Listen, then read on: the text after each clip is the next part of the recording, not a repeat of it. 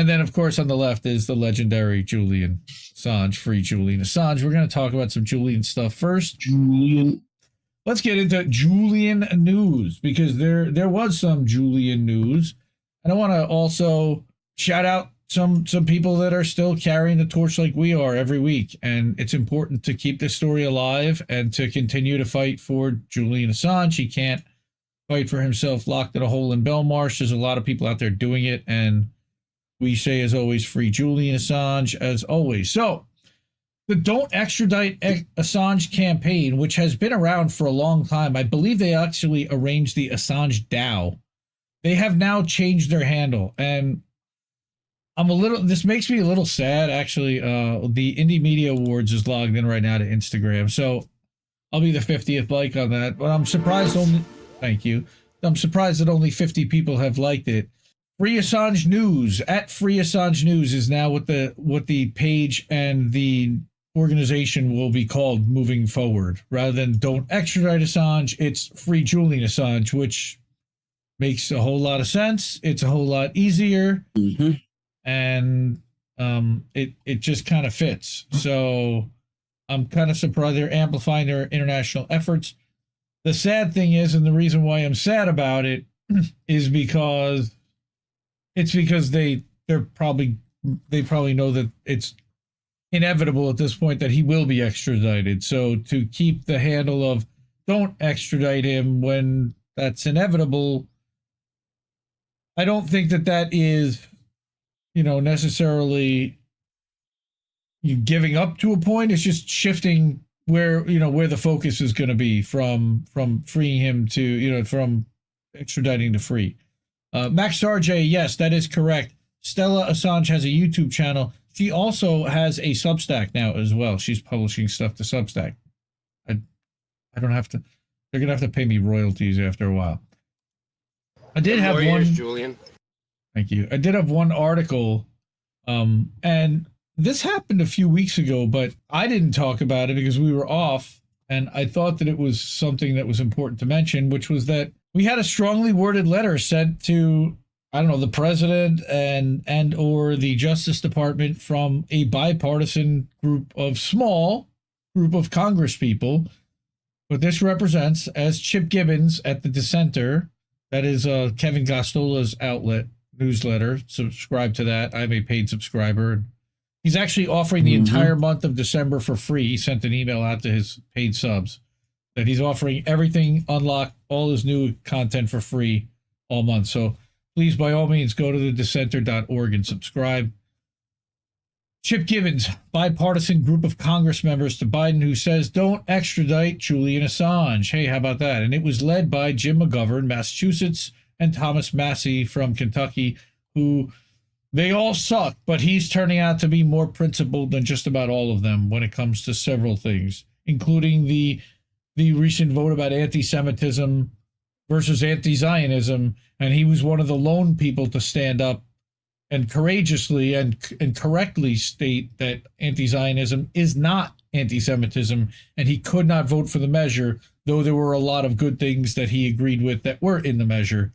That was really the whole point of it. What Chip was saying is that 16 members of the Congress sent a letter. All right, you had Jim McGovern and Thomas Massie, like they said. It marks the second time this year that members of Congress have signed a joint letter to the Biden administration urging them to end the prosecution. Joint. Right. Urging. Whenever you say urging, it's toothless. Like, we're urging you. Okay. Yeah, thanks. It's meaningless. It's just not urgent. On press freedom grounds, and as the first bipartisan and bicameral letter, it represents the largest congressional effort, and it's like a little bit building here and there. Who also signed off on it? I'm not terribly thrilled with a couple of these names, but you're going to need a lot of them. Paul Gosar is the one I don't like at all.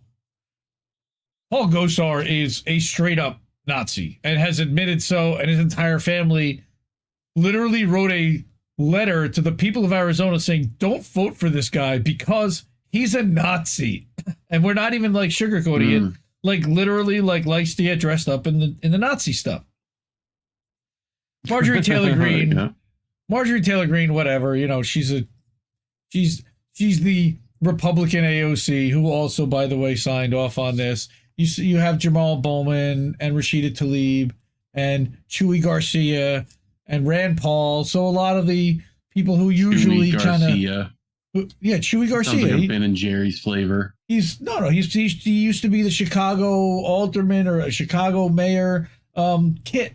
Sure. Shout out to Kit at Hardlands. He was excited when Chewy went into Congress, and man, Chewy has just bent the knee, left, right, sideways, and straight down, over and over. Alderman, according to Dr. Nick Riviera. Thank you, Dr. Nick. Yes, Chewy was an alderman. So, and now he is a congressman who, I don't remember whose seat he had. I think it might have been, what's her name? Marie Newman, possibly? He took over for Newman. Greg Kasser, he's also a quote-unquote progressive. Matt Rosendale, I'm not familiar with. I'm surprised that I don't see Matt Gaetz on here. I would think that he would be all about this, but that kind of surprised me that I didn't see. Right? Yeah. Free Assange. Yeah. Why don't we get Mike Judge to do that? Oh my God. We've got to get him to do a whole thing about that. The letter signatories were largely drawn from the Congressional Progressive Caucus and the Libertarian or MAGA wing of the Republican Party. Okay.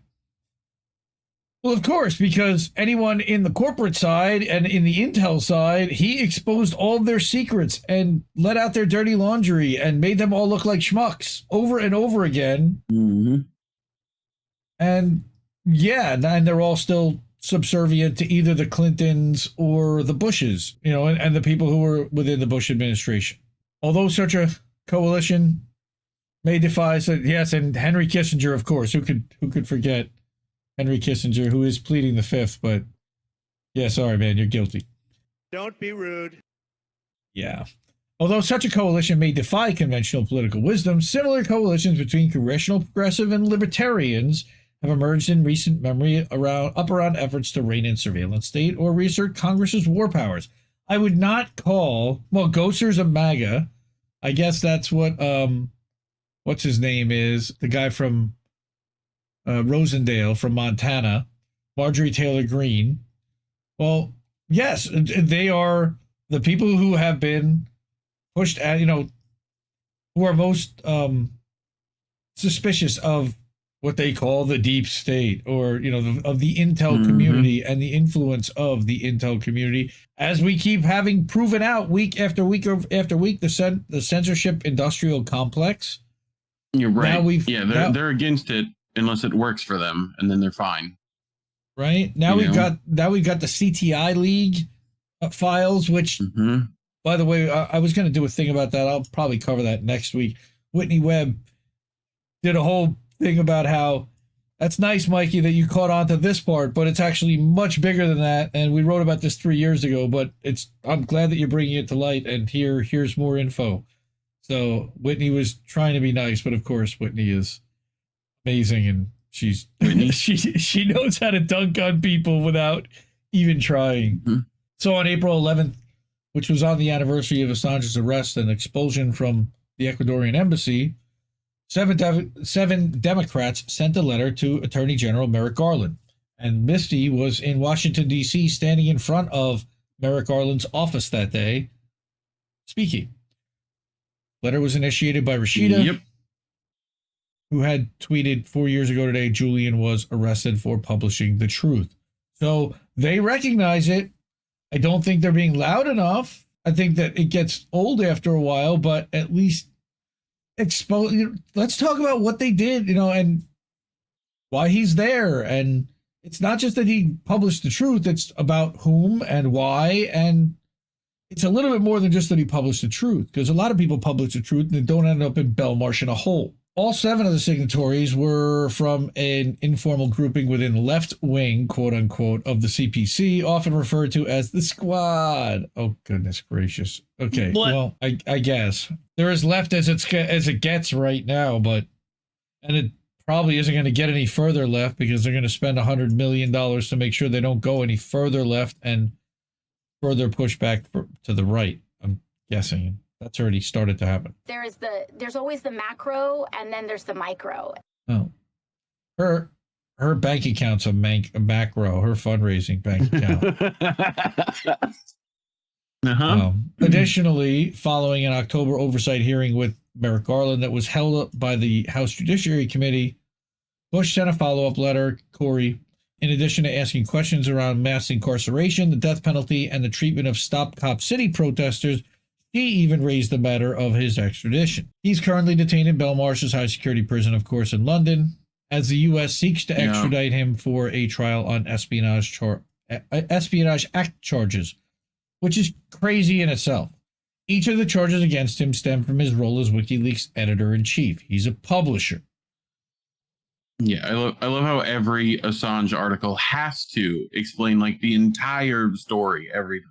Well, it has like to. Every Spider-Man movie has to go through a Spider-Man origin.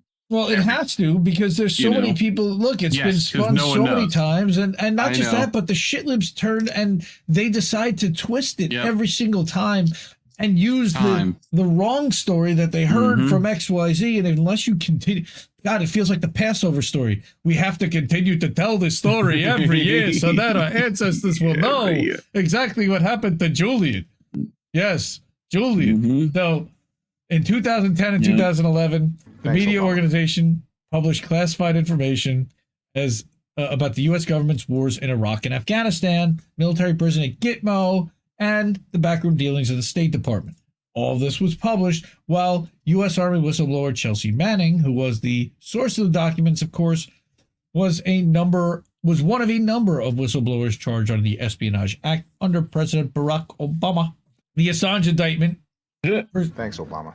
Yeah, thanks. Pursued under, of course, President Donald Trump. It's kind of funny that Trump supporters now want to see Assange freed when Trump was the one that actually went after Assange, but that I digress. Hey, if they turn it around, great. And I think that they always wanted to see him free Assange. Honestly, I think that from the day that he was there, I disagree with that. So, yeah, first time publisher was ever charged under the Espionage Act. They, at the Belmarsh trial, or at the Old Bailey trial that Richard Medhurst and Kevin Gosztola, who is the publisher of the Dissenter, covered, in the gallery on a daily basis, and then came out and did live stream reports every day. It was like 14 days long. Daniel Ellsberg, Nils Melzer, there were tons of people that testified that said that, hey, the U.S. prison system, and they're going to get to this, I'm sure, here, but man, in spite of Obama's unprecedented use of the Espionage Act to silence journalists, sources, and whistleblowers, and its open antipathy for Assange and WikiLeaks, because they made him look like a dumbass a ton, the Obama administration balked at the prospects of formally indicting Assange under the Espionage Act. They feared the wide-ranging ramifications for press freedom of a successful prosecution under that act, also by the fact that he's not an American. They're bringing him in from foreign soil because they don't like what he published about us. How the hell do you do that? The Trump administration, of course. Just like this. Well, we know the Trump administration, guided by Attorney General Jefferson Beauregard Sessions and CIA Director Mike fuck you, we lie, we cheat, we steal Pompeo, reversed course. Both officials escalated. An interesting middle name. Well, yeah, he is a we lie cheat. He is the liar, cheater, and thief for sure. And he was former Secretary of State, former CIA director. Both officials escalated U.S. security agencies' extra-legal activities, that's kind, against Assange, and brought the unprecedented indictment. So, quote, we believe the Department of Justice acted correctly in 2013 during your vice presidency when it declined to pursue charges against Mr. Assange. This is from the letter now. For publishing the classified documents because it recognized that the prosecution would set a dangerous precedent. We note that the 1917 Espionage Act was ostensibly intended to punish and imprison government employees and contractors for providing or selling state secrets to enemy governments, not to punish journalists and whistleblowers for attempting to inform the public about serious issues that some U.S. government officials might prefer to keep secret. especially if it might land some of those U.S. officials in jail, by the way, they don't add. Which is why they tried to tie Assange to both China and Russia all the time. Yep. Like, well, on top of the fact that they've secretly probably classified him as a terrorist in order to put the charges that they have put against him and the level of surveillance against the people who he was with, because it's the only way to justify it. We are aware that the Assange case has been cited by officials of the People's Republic of China, quote, right? China to claim that the U.S. is is hypocritical when it comes to its purported support for media freedom. We are also well aware that should the U.S. extradition and prosecution go forward, there is a significant risk that our bilateral relationship with Australia will be badly damaged, unquote. Yeah, right. You mean something like a nuclear submarine that has, Australian Navy joint like an Australian officer literally on board a U.S. naval ship at all times? Yeah. With the Star-Spangled Kangaroo on the side of the fucking ship? Yeah, we covered that. Yeah, 2 months ago. We gave them a nuclear sub. That's how that works. Yep. And then the USS Canberra. Fucking Canberra. Yeah, we covered that on How Do We Miss That? You can go back and look up that clip. So while the Biden administration has made press freedom a key rhetorical commitment and sought to distance itself from Trump's attacks on democracy, oh goodness gracious, yes, but they both attacked the democracy. Officials have barreled along with the prosecution. One recent report indicated that the FBI has tried to convince journalists to testify against Assange during a U.S. trial. And is that the Craig Murray thing? I think that was. Yeah. They've used the Rage Against the War song on loop to try to do that. Right. Progressives and, again, libertarians in Congress and just non-corporate Republicans. Like the two of them? Right. Like the three of them that did this. Right. Well, no, it was Gosar. It was that guy from Montana. Yeah. And it was Rand Paul. And Rand Paul. And Massey, who is an independent, not a libertarian, but he's an independent. So they keep, Chip keeps using Chip also works with Jacobin. So, take for that what you will. But Chip is an excellent Assange reporter, and I give him a lot of credit for being on the story. And I credit a lot of people that are on the Assange story when they stay on it. And Kevin wouldn't give him a column. The New York Times, the Schmartian, Lemire, Der Spetzel, El País, even they're all on it. Yep. So exactly right. They've all criticized it. Civil liberties, human rights, press freedom orgs, the ACLU, Amnesty, CPJ. Everyone has called for, in Freedom of the Press Foundation, Reporters Without Borders, repeatedly called for charges. Everybody wants the charges to be dropped, except for the people who it implicates are the ones who are running the government still. And there's enough of them doing that. Prime Minister Anthony Albanese and officials in his government have repeatedly raised the issue, including during a recent visit to D.C. Enough is enough, I believe, is what he said to. Yeah, but wouldn't meet with fucking Stella. Nope. When she showed up there. Nope. Pass that off to David Shoebridge. So shout out to David Shoebridge, and I hope he eventually becomes prime minister and does not choose to bend the knee. Again, so far the Biden admin has been unmoved by members of Congress, but with increasing opposition from key international allies, mainstream newspapers, press freedom groups, as well as parts of the progressive coalition, that he must depend on for re-election. It's unclear if Biden can continue to carry on with business as usual without facing some kind of consequence. And if he thinks that dropping the charges and first of all, he would have to issue a pardon, which isn't even the right move. We need Merrick Garland to drop the charges, really. Otherwise, they're going to run around and say that he was guilty. Yeah, precedent. Right. Well, it's also the precedent that sets, is awful. Right. So we want to see the charges dropped, and it's really lobbying the Justice Department more so than anything. Now, our friend Matt O'Brien, he was just on Misty Winston's recently. I don't know if you know about this guy. He's amazing. He has decided to wear an orange jumpsuit for a year and walk around with this sign in chalk around his neck. And he's gone all around the world and gone around Europe, and he's done radio shows and he's done TV and all kinds of stuff. So I wanted to bring this video that he brought on Instagram about, he says, it feels good and cracks me up to think about the amount of car honks outside Belmarsh is scientific evidence that the Free Assange campaign is growing exponentially stronger. So he has a little something to say. Let's hear what Matt has to say. One of the drivers in these cars honked his horn after he read my sign and gave me the... And you get that more and more now. The volume is rising. In London, where I'm off to, I've spoken to the campaigners there who always go to Belmarsh Prison, where Julian is every week. And they say that the honks on the horns are increasing. And I just love that. It's like an objective measure of the campaign for Julian Assange. I can't have the music. It's got American Pie music. Take heart and keep fighting.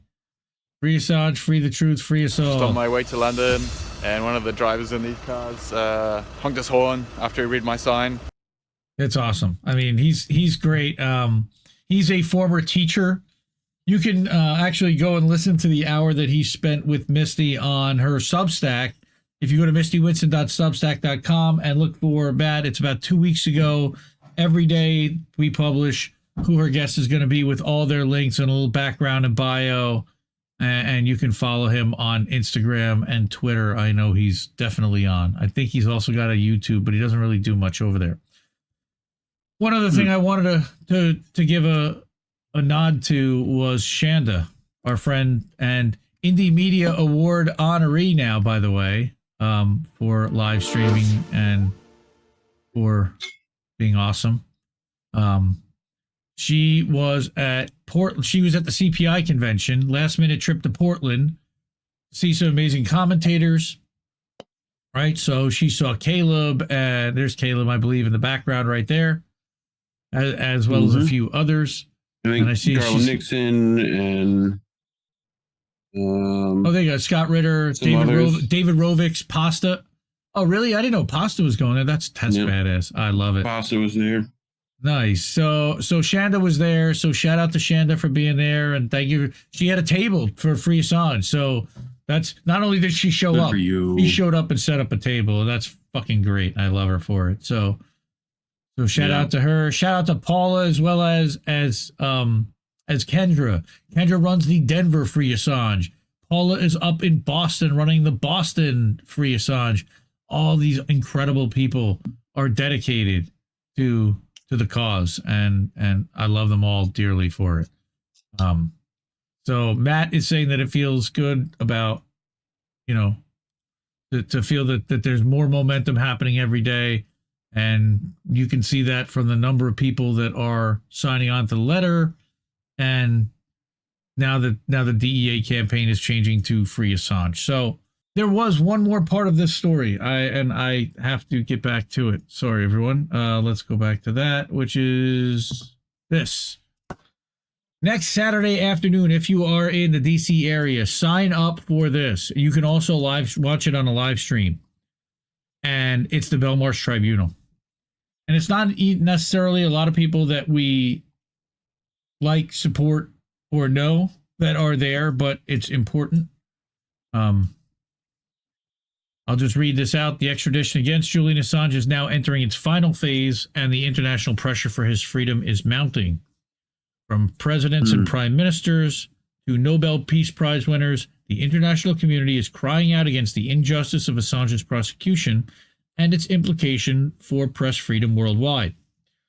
On December 9th, the world's leading journalists, lawyers, and human rights defenders will gather at the National Press Club in Washington, D.C. as witnesses to the Biden administration's crackdown on free speech and the First Amendment.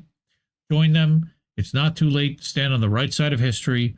Register now to attend the tribunal, either in person or follow the proceedings online. And Kevin Gostola, by the way, said that he would do something to try to get some kind of live stream going. So this is at 2 p.m. on Friday. The co-chairs, I'm not fans of either one of them, but I'm fans of what they're doing here and what they're getting people together. But it's Ryan Grimm and Amy Goodman. Yes. But we've got Marjorie. Pick two other people. Well, two other people would be nice. Like put Kiriakou instead. Well, we've got Kiriakou and Rebecca Vincent. And we got Abby Martin down there as well. We got Marjorie Cohn from Truth Out, as well as some other folks, some lawyers, and Ewan McCaskill from formerly Guardian. I believe he worked with Julian, possibly.